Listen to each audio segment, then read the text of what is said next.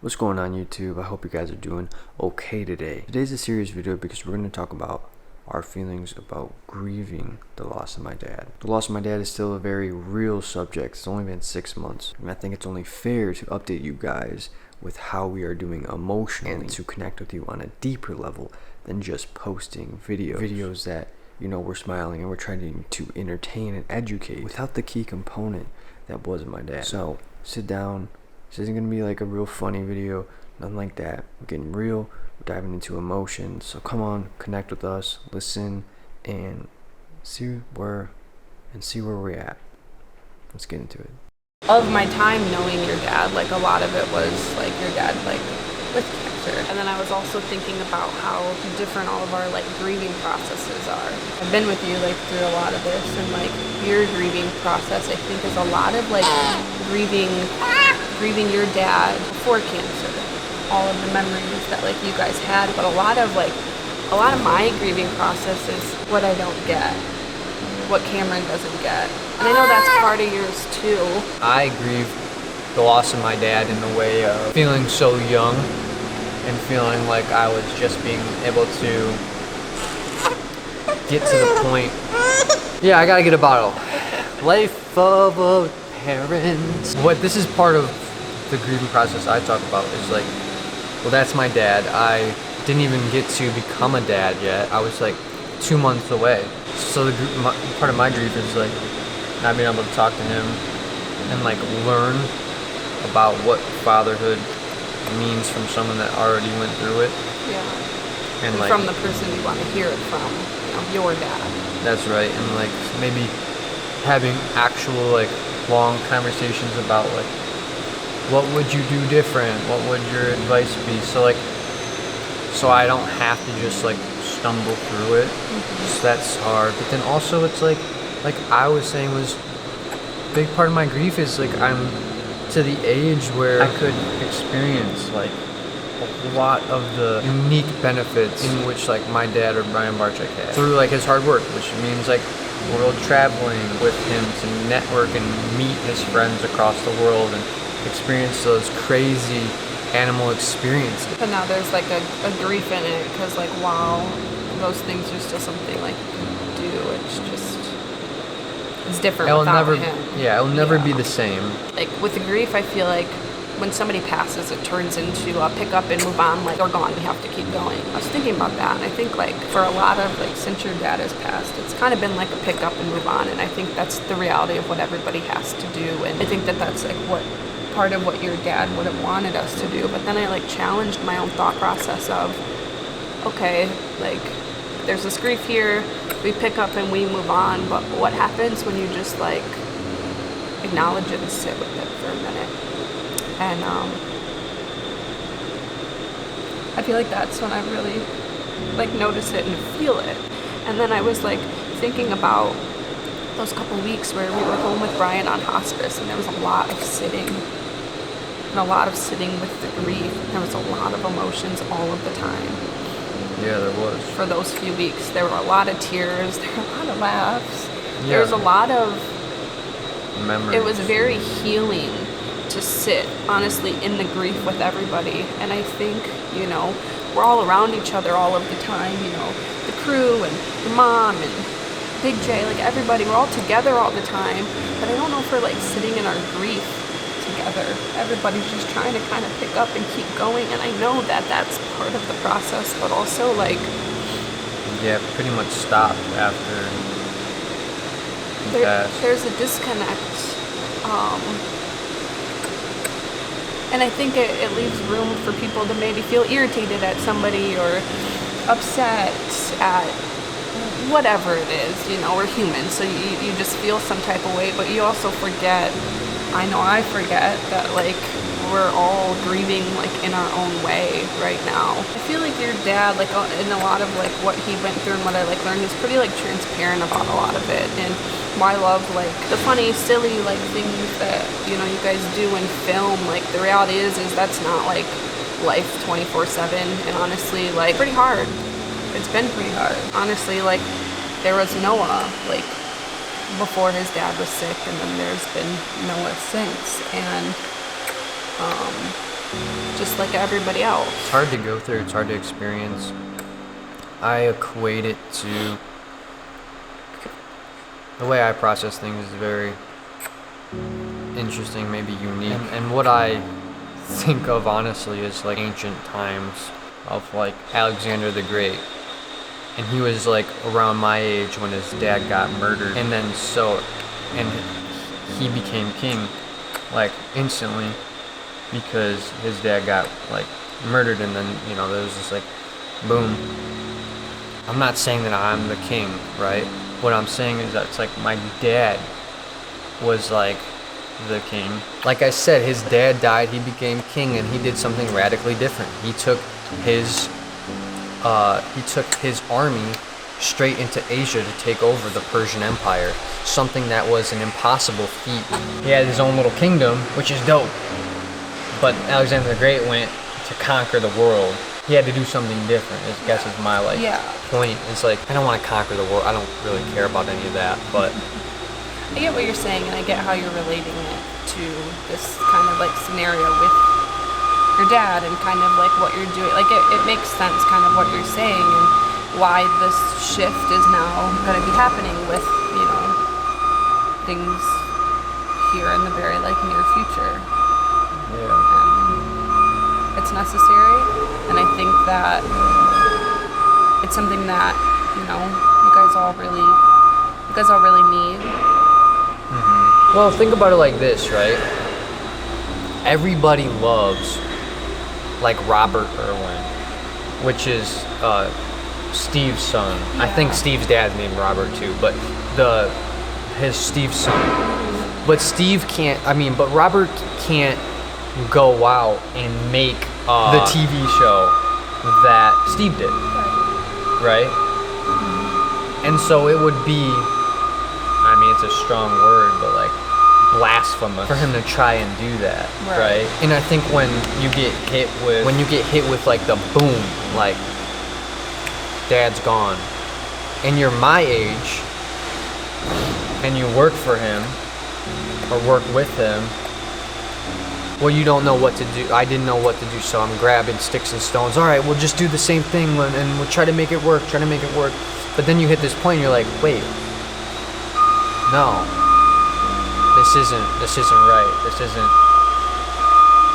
That's his work, right? And it can't be mine, right? And that's okay. It's not like he's here with us, and I'm saying, Change everything. get out of here. Yeah. I'm taking this, and I'm going this way. No.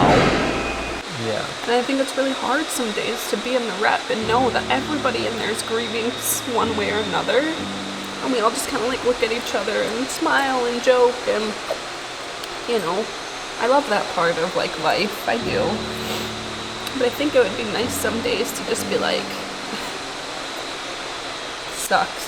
Even in like today, like I'm in here. This isn't like my true emotion 24/7, but I'm in here and I'm just like, I hate it here because it's like so amazing, but I can't share it with the one. Yeah. It's like this is how I equate it. This is my analogy. It's like if I told you that, hey, I have this pasta recipe in my mind, and it has this nice sauce and these noodles and this meatballs, and I tell you, go make it. Like, you could never make the pasta that I want. Is that a day on my cooking? Or? No. You actually suck at making anything. No. I guess what I was trying to say is like, nobody can make your pasta. Nobody can make my pasta. No. Is that this is my dad's dream, and nobody will ever be able to replicate it. And God, no, like I hate that we're in here and that we don't know exactly what my dad wants or would change or would tweak now that things are coming along. He was so smart. He was such a visionary that he would walk in and he would go, oh, this right here I have to change this because it's not going to work, because it's going to block this interaction. Maybe it's going to mess up the flow or the customer's experience. So I guess what I'm saying is my form of grief is not having him around to guide us, not having him around to help with the ideas, help with the strategies. He was such a special human being. He's not just a dad, right? He's not just a dad, almost like a mythical character that if there was no evidence of who he was, people wouldn't believe what he's done. I don't know if many people even know this. The childhood home that I grew up in, he built. We were living in a small house in a low middle class neighborhood when I was born. And my dad literally tore down my great grandmother's house pretty much to the floor, and then built a 2-story home. And it only took him a handful of months, and he would go there after work every day, making runs to Home Depot, asking, how do I do this? They would teach him, he'd go back, and he'd work on the house till dark. And he would just did the same thing for a handful of months, and then a 2-story house was built. Stuff like that. People don't do that anymore. People don't, and not many people ever did, and that just is really like depicts who Brian Barczyk was. And I don't know how you're supposed to like really live up to that. Like, well, one day we're gonna like tell Cameron that story, you know, and this is like really where my grief sets in, because I hate that like we'll have to tell him like these stories, and I hate that it won't be your dad sitting there and Cameron just looking at him in awe with like, oh my gosh, like you did that? Because like you said, it's like some of the things that he's done is like almost like so unbelievable, you know? Cameron, like, he is gonna learn a lot about him, but just not in the way not in the way that anybody would have wanted it. There's not a day in which I'm not grieving. Every day. Cancer, pancreatic cancer, viewing that as happened to your parent at such a young age and take so much dignity away from him in the last 10 months of his life. Going from a healthy individual to,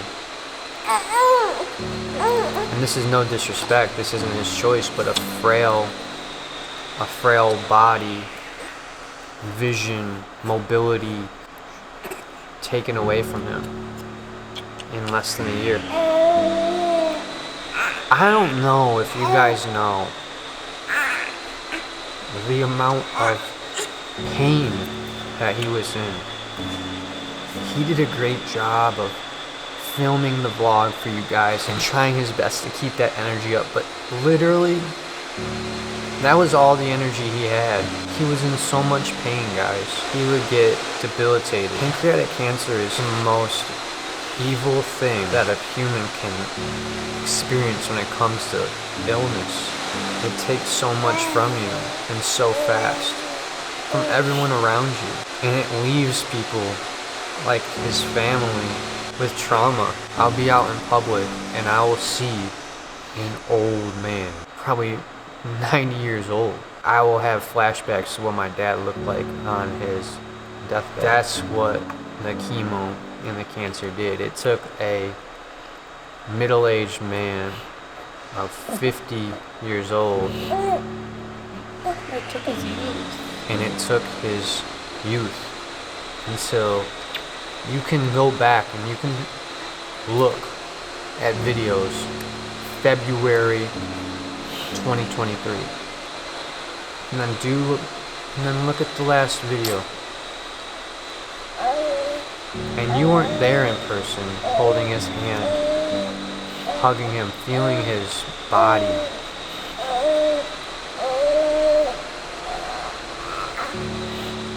I don't know how it did it.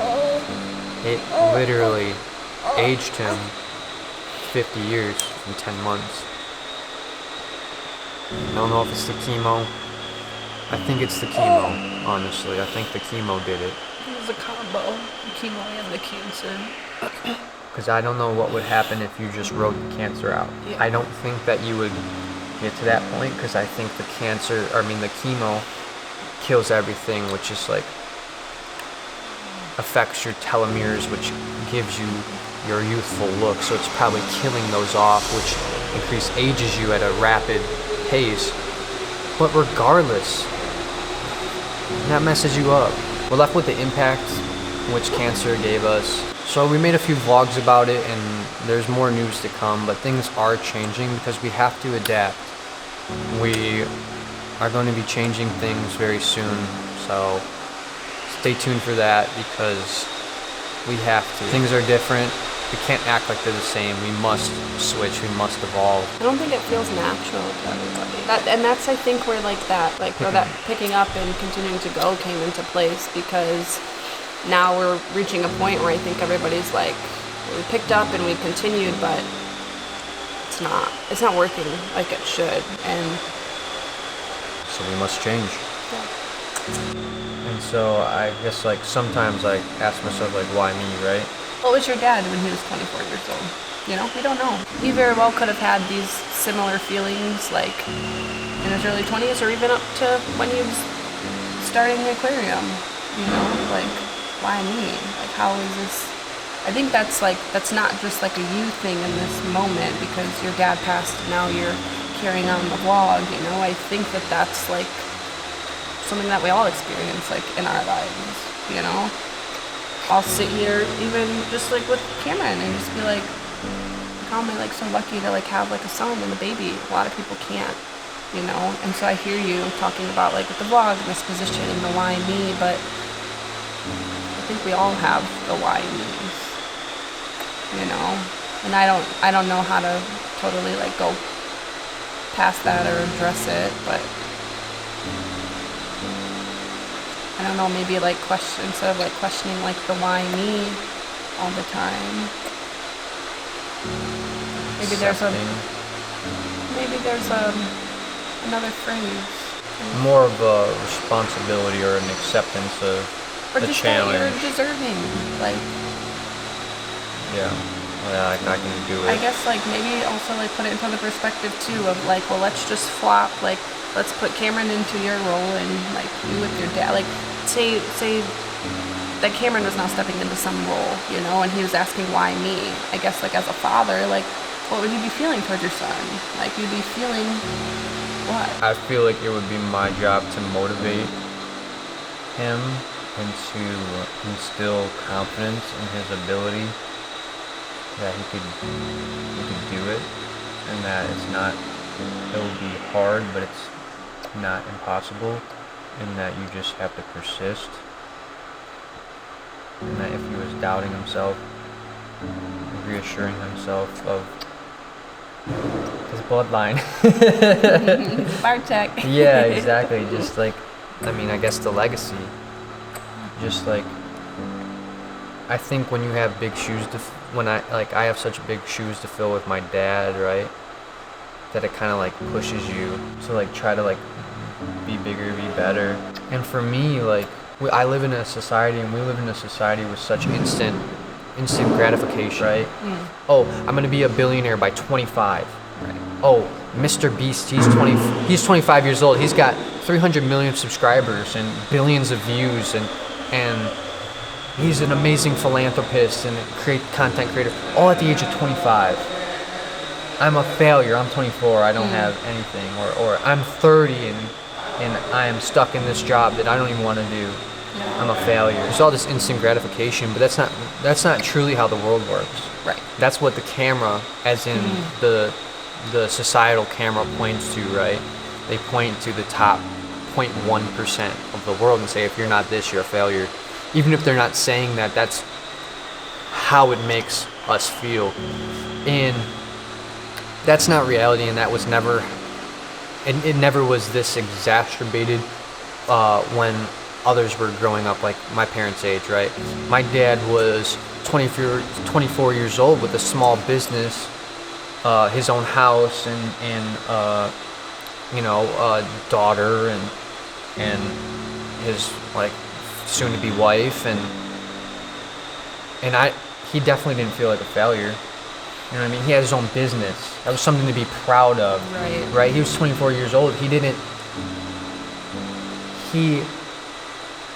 knew nothing compared to what he knew now or knows now, right? And so it's easy for me to get in this space and go, why am I not like my dad? I'm letting all his viewers down, right? That's the instant gratification part of it. I'm only this age. I'm like a wine. The longer it's aged, the better it tastes, right? And that's with every human that tries to. Yeah, because you're not going to do in a few months post losing your dad what he built in years. 50 years. Right, like you're not going to do that. And that just goes for all of us. My butt hurts so bad on this This is rock. like, I mean, it's... when you guys come to visit, do Don't not sit sit on on this the- rock no. for an extended period of time because I don't know how I'm getting up. My butt hurts. Yeah. I don't know if this is right to say. I'd like your opinion on it, but I feel like my grief is more complex than a lot of people's grief. Okay. I mean, yeah. Because it would be one thing if I was a carpenter and my dad was a tax accountant and we lived in 2 different states and we talked, but we were not in each other's business, as in the literal business. And so when he passed away, all I would have to think about is his passing and our memories and not continuing his job without him and trying to make it better. It adds such a complicated mix into it because every day that I show up to work, every day that I edit, every day that I film, every day that I open up YouTube and click on our channel to try to study, I'm reminded of my dad. You can't really turn it off, like maybe No, you can't. It's you're not immersed possible. in it. You're immersed in it. Well, let me say this. It's definitely a minority of people that experience this. There's tons of family businesses out there, so like Right. people definitely experience this. Yeah, absolutely. But it makes it more complex, is I guess what I suppose. I guess I shouldn't compare it to other people's as Yeah, it's just hard. it's a lot more complicated than just losing somebody. Yeah. We all miss my dad. I miss my dad. I know that you guys miss my dad because every time I meet somebody, they always talk about it. Sometimes I feel like in not the most sensitive way to his own son, but I just shut up and I listen and I shake my head and smile and go, yeah, because I don't know what else to do. Yeah. But I try to be nice. People are grieving and I guess it's easy to live in their own world. Yeah. I probably do the same, so. But Yeah, we're all it's human. It's freaking weird, honestly. No, I'm not saying they're weird. It's weird to Yeah. so many people to know your dad and come up to you With in all these public stories. and with stories and Impacts. impacts of, quite frankly, people that I never met before and he's never met, right? In a physical way. So I'm not saying that you're weird. I'm saying that the human experience is weird of meeting people that are grieving the loss of your dad Yeah. that neither of us knew. Right, and so I think that's just like more of like what you're saying, what complicates like the grief process. Because Yeah. it's like, you might have been having a day where like maybe you were a little bit like, Fine. yeah, we'll say fine, right? And then it's like, I'm in Texas Roadhouse and then my waiter it's like, is like "Your dropping this dad," bomb on me. But it, yeah. And they don't mean to do it on purpose or nothing No, like it's that. so genuine. Yeah. It is. It's so genuine, and we hold the space, and a lot of times they'll hold space back, you know. Yeah. But it Thank you. Right. For the sport. Yeah. It's interesting. It's definitely interesting. It's definitely interesting Bye-bye. It's experience and whatever. I wouldn't trade it for the world. It's really amazing, honestly. So I know that we all love you guys because I mean they're what make this all possible, right? This is kind of a little bit of a heart-to-heart video. Nothing crazy, no special editing or nothing like that. Just kind of being real, opening up, trying to just talk from the heart and say that we miss my dad. We're trying to figure it out. We're hurting every single day. Even when we put smiles on the camera, we're hurting. And we're trying our best. There's a long road ahead of us. And I can't wait to see this channel grow in our own unique way. Stay tuned. Within the next few weeks, we will reveal the new plan and our new style. So I hope that you guys will enjoy it. Drop some comments down below how you're grieving the loss of my dad. Some of your favorite memories of him. What you're thinking of us right now. You know, like the video, subscribe, and we'll keep chugging along. And we'll see you in the next one.